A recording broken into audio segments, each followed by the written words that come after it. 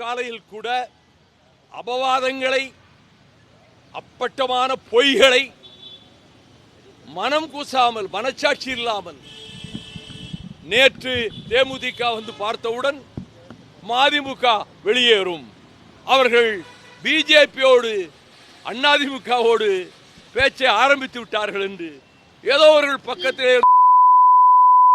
பக்கத்திலே இருந்து கேட்டதை போல ஏன் இப்படி அபாண்டமான செய்திகளை ஒரு அரசியல் இயக்கத்தை குறிவைத்து தாக்குவதே உங்கள் மூல நோக்கமாக வைத்திருக்கிறீர்களே? என்ன கேடு உங்களுக்கு செய்தோம்? நான் தொடர்ந்து எல்லா கூட்டங்களிலும் பாரதிய ஜனதா கட்சியையும் இந்துத்துவ சக்திகளையும் மிக கடுமையாக தமிழ்நாட்டில் எவரும் விமர்சிக்காத அளவுக்கு நான் விமர்சித்து வருகிறேன். அதற்கான காரணங்களை சொல்லி வருகிறேன். ஆகவே அந்த நிலைப்பாட்டில் என்றைக்கும் மாறுதல் வராது.